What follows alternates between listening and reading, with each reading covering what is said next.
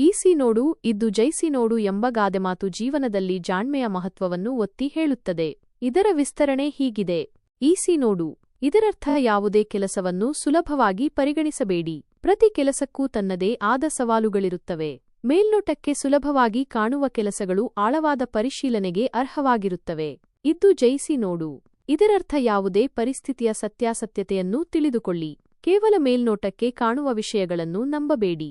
ಪ್ರತಿ ವಿಷಯದ ಆಳಕ್ಕೆ ಇಳಿದು ಅದರ ಒಳಿತು ಕೆಡುಕುಗಳನ್ನು ಅರಿತುಕೊಳ್ಳಿ. ಇರುವ ವಿಷಯವನ್ನು ಇದ್ದ ಹಾಗೆ ನೋಡು. ಈ ಗಾದೆಮಾತಿನ ಉದ್ದೇಶ: ಜೀವನದಲ್ಲಿ ಜಾಣ್ಮೆಯಿಂದ ವರ್ತಿಸಿ. ಯಾವುದೇ ವಿಷಯವನ್ನು ಆತುರದಿಂದ ನಿರ್ಧರಿಸಬೇಡಿ. ವಿಷಯಗಳನ್ನು ಸೂಕ್ಷ್ಮವಾಗಿ ಗಮನಿಸಿ ವಿಶ್ಲೇಷಿಸಿ.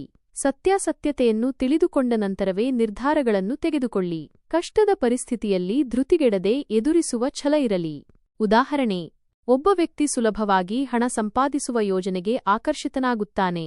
ಆದರೆ ಆ ಯೋಜನೆಯನ್ನು ಆಳವಾಗಿ ಪರಿಶೀಲಿಸಿದಾಗ ಅದು ಅಪಾಯಕಾರಿ ಮತ್ತು ಕಾನೂನುಬಾಹಿರ ಎಂದು ತಿಳಿದುಬರುತ್ತದೆ. ಈ ಸಂದರ್ಭದಲ್ಲಿ ಈಸಿ ನೋಡು ಇದ್ದು ಜೈಸಿ ನೋಡು ಎಂಬ ಗಾದೆಮಾತು ಆ ವ್ಯಕ್ತಿಯನ್ನು ಅಪಾಯದಿಂದ ರಕ್ಷಿಸುತ್ತದೆ.